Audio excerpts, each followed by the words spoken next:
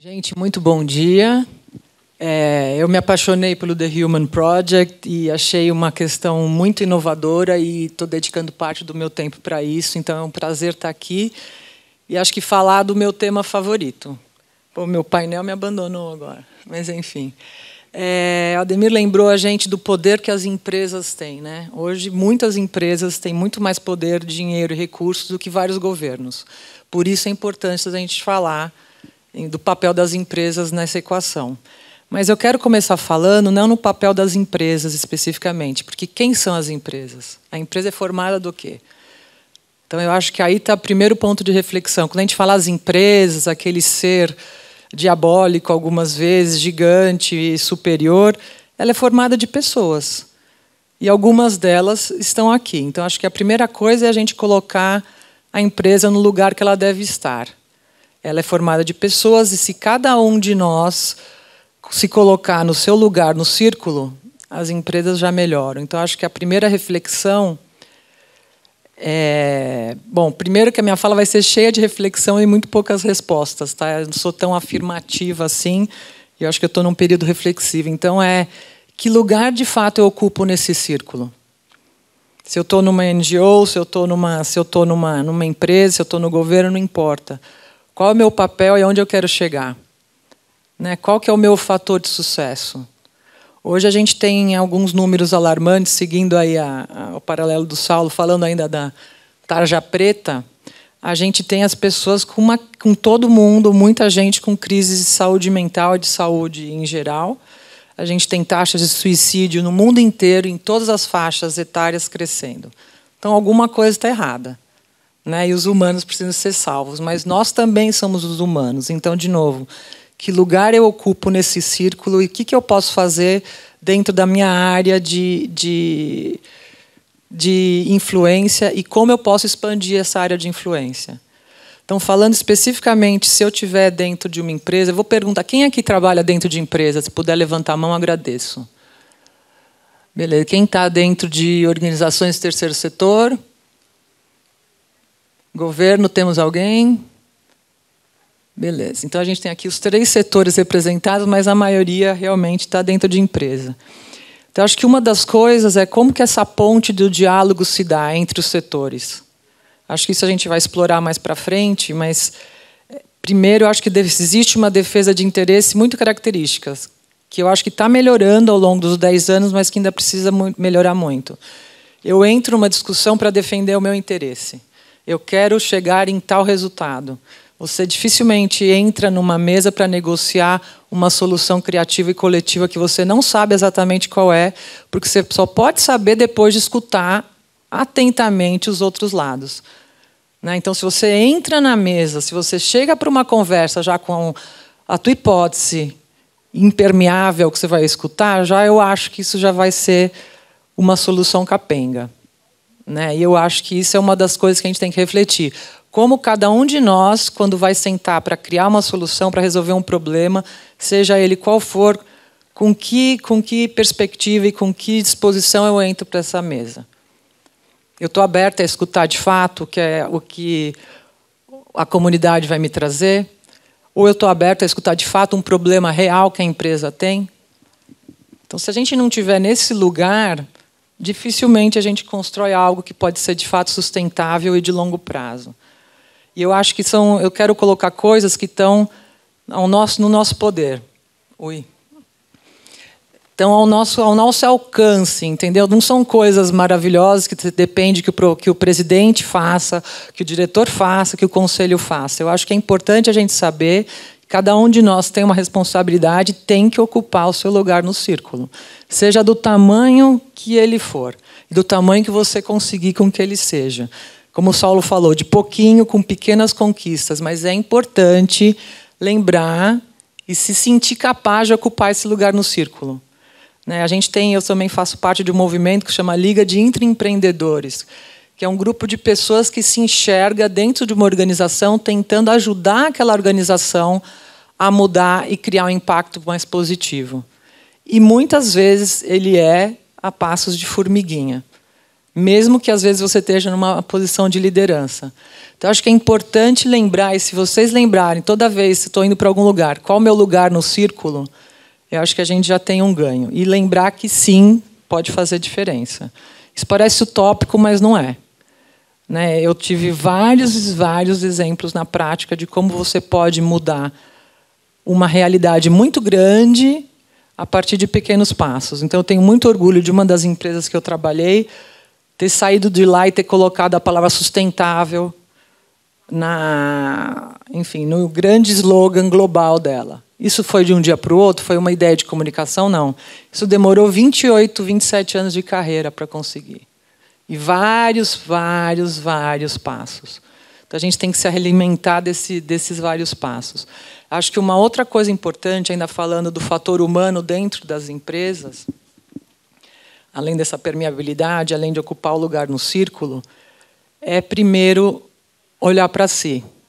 Saulo falou um pouco egoísmo, mas é olhar para si. Como é que eu estou cuidando do meu autodesenvolvimento? Como é que eu estou cuidando da minha equipe? Como é que eu estou cuidando do meu local de trabalho? Que tipo de líder, se for uma posição de liderança, se for uma posição de membro de equipe, que tipo de ambiente de trabalho eu contribuo?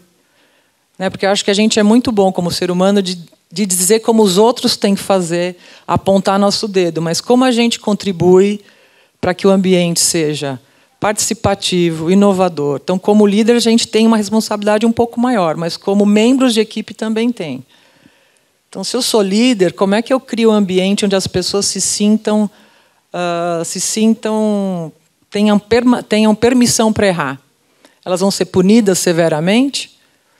Se eu fizer isso, obviamente, eu não vou criar um ambiente de inovação. Ou eu vou permitir um aprendizado contínuo. Como isso é visto? Como isso é premiado? Então, hoje também se fala muito nisso, e eu acho que se vive ainda pouco isso. E eu acho que o terceiro setor pode ensinar muito a empresa a viver melhor nessa dicotomia, eu acho, né? nesse mundo um pouco diferente. E eu acho que outra coisa, falando dessa relação especificamente bilateral entre organizações do terceiro setor e empresas, a gente muitas vezes vê as organizações buscando as empresas exclusivamente para dinheiro. Aí eu quero recurso. Então, a conversa se trata de um monte de blá, blá, blá, mas eu preciso de X de dinheiro. E é um ponto de partida, e as empresas têm dinheiro para dar, muitas delas. Mas a empresa também, se você souber pedir com jeitinho, tem muito mais coisas para oferecer. Então, assim, o Saulo deu exemplo, né, do Cinemark dando espaço, para ele ceder o espaço, não custa absolutamente nada. Custa um pouco, mais limpeza, funcionários, mas, enfim, algo que já está dentro do contexto. Uma outra organização cedeu uma sala de reunião para fazer uma reunião e você não ter que alugar um hotel.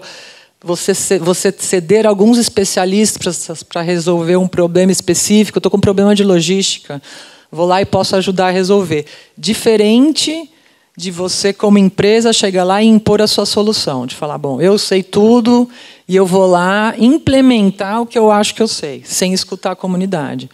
Né? Acho que os especialistas também das empresas precisam se vestir de humildade, entender, escutar a comunidade e estar lá com uma folha em branco para criar. Mas, obviamente, ele não sai do zero, ele tem um conhecimento absurdo sobre o tema. Então, assim, quando as ONGs forem falar com a empresa, tenham, acho que essa abertura de pensar, ok, que mais eu posso pedir? Eu posso pedir um monte de coisa, ou sei lá, de fato, o que será que eles estão me oferecendo? Além de dinheiro. Acho que o recurso sempre vai estar na mesa, mas além de dinheiro. Né? Então, assim, dos dois lados, como é que eu fomento essa relação de uma forma que a gente entenda que está tudo interconectado? Né? As empresas foram criadas lá atrás com um objetivo. Ao longo do tempo, esse objetivo, às vezes, vai se desviando e as empresas esquecem das externalidades e depois criaram um pouquinho o bracinho social para criar e para cuidar da sua reputação e mitigar riscos. Então, assim, a gente evoluiu um pouco nisso, umas mais, outras menos, mas a gente está no meio, acho que, dessa discussão. E, obviamente, acho que existe um consenso geral de que empresas hoje fazem muito menos do que deveriam fazer, simplesmente para mitigar o risco da sua atividade ou mitigar a sua atividade. E acho que gastam muito mais em comunicação do que deveria o e-marketing, do que deveria em contrapartida com o que fazem. Então, acho que a gente tem aí, vai ter o painel de tarde para discutir um pouco isso. Eu não vou me estender, mas é mais uma coisa para a gente refletir. Quando eu invisto num projeto, existe um número certo de quanto eu invisto na comunicação? A gente vê coisas muito distorcidas. Então, mais um pontinho para pensar. É importante comunicar. Sem dúvida, sem comunicação você não engaja, você talvez não mude muitas coisas, mas quanto eu gasto? Né? A mesma discussão, eu preciso medir, eu preciso ter dados para conseguir tomar melhores decisões, para poder aprovar melhores projetos. Quanto da minha verba de projeto eu gasto para medir? Qual é o número mágico? Né? Trazendo aí algumas informações que a gente se debruça nas empresas. Então, hoje, quando a gente vai na empresa, como é que eu posso, eu tenho um orçamento de X milhões, como é que eu garanto apoio aos melhores projetos que me apresentam? Muito difícil responder essa pergunta, porque a gente já tem dificuldade em medir impacto, porque é uma coisa extremamente complexa, e a gente tem muito mais dificuldade em antecipar o possível impacto de um projeto que ainda nem aconteceu. Se esse projeto, como vários são de longo prazo, a gente tem aí um vácuo grande para tomar essas decisões. Então, eu acho que assim, do lado de quem está na empresa, a gente tem uma oportunidade de se desafiar a assumir riscos maiores. Eu acho que enquanto empresários e enquanto negócio, muitas vezes a gente assume riscos que se chamam riscos calculados. Eu não sei se esse negócio vai crescer tanto quanto eu disse que vai crescer. Eu não sei se essa verba de marketing é suficiente, se eu devia fazer essa propaganda, se eu devia aumentar a minha equipe de vendas, etc. Quando a gente fala de projeto social, a gente não quer assumir risco nenhum. A gente acha que tem que ser uma verdade absoluta. Eu vou investir 100 porque eu tenho que tirar dali mais do que 100. Seja na forma de desenvolvimento humano, seja na forma que for. E não é exatamente assim. Primeiro, que você não vai conseguir medir exatamente dessa forma. E segundo, que tem um risco gigante de você estar criando e trabalhando com pessoas. Então, quanto eu estou disposto a assumir de risco quando eu invisto num projeto social? E aí, corroborando aí com o que o Saulo trouxe, essa questão de longo prazo, médio prazo. As empresas têm ciclos trimestrais, mensais, semestrais, anuais, a maioria, onde a gente define os projetos. Aí, falando especificamente de projetos sociais. E os projetos sociais, alguns podem ser pontuais, e um apoio de 1 ano é suficiente, mas a maioria, e os que são mais transformadores, precisam de 3, 5, 10, 15 anos para mostrar resultado. Então, de novo, por parte de quem está em empresa, quanto eu posso desafiar a minha liderança para distribuir essa verba entre tempos diferentes e colocar uma parte significativa no longo prazo. E aí não adianta só fazer isso, acho que em separação de orçamento. Isso é importante, ter um acompanhamento diferenciado. O que, infelizmente, a gente vê em empresas também é que nem sempre os melhores talentos são alocados para trabalhar na área social, sem detrimento de quem está nessa área, tá? Mas existe um preconceito de que as minhas melhores cabeças e meus melhores recursos estão para o negócio. E eu acho que isso tem que acabar. Não tem que existir essa separação, porque tudo é negócio. Né? Tudo é para o bem da empresa, para a reputação da empresa, para o bem da sociedade. Então, por que essa divisão tão forte entre isso é social e isso é negócio? Por que precisa ser dessa forma? Por que em toda reunião eu também não chamo a pauta de social? Por que em toda visita que eu faço à minha fábrica eu não incluo a visita ao projeto social? E são coisas que a gente, estando dentro de empresa, pode colocar na agenda de todo mundo. Porque acho que não tem ninguém que mude mais do que um executivo que visita um projeto social. Se o projeto social, de fato, for tocante, ele vai ser seu apoiador para o resto da vida. Eu nunca vi alguém que tenha ido em loco, visto o projeto funcionar e tenha coragem de cortar essa linha do orçamento no ano seguinte. Eu realmente nunca vi isso. Agora, é muito fácil você cortar uma linha do orçamento quando ele é intangível. Ele é só uma linha numa planilha que você projeta na reunião, que você está decidindo se você vai gastar 2, 3 ou 4. Então, assim, a gente que está dentro de empresa, mas apoia essa causa, né, de ter um impacto maior, tem que usar de algumas artimanhas positivas para trazer isso à realidade. Então, visita de executivo a projetos é uma arma que sempre tem que ser usada. Sempre tem que ser usada. A partir do momento que a pessoa visita e se defronta com a realidade que ela tem o poder de melhorar, dificilmente ela vai tomar uma decisão equivocada de cortar aquilo do orçamento. E eu acho que isso está no poder de cada um e quando eu falo em ocupar esse lugar no círculo, é trazer isso para a realidade. Então, como é que eu transformo aquelas linhas de projetos no orçamento em algo que tem um significado para quem está tomando a decisão? E talvez, às vezes, não vá poder ir. Então, se ele não pode ir, como é que eu trago essa realidade mais perto das lideranças?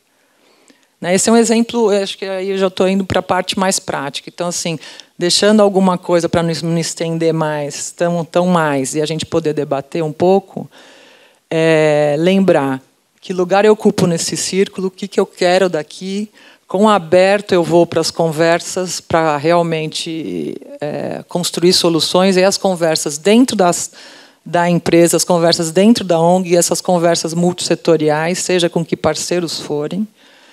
Como eu trago o projeto para dentro da empresa de uma forma que ele fique tangível, tangibilizado, e ele possa engajar de fato os colaboradores. Quanto mais gente, melhor.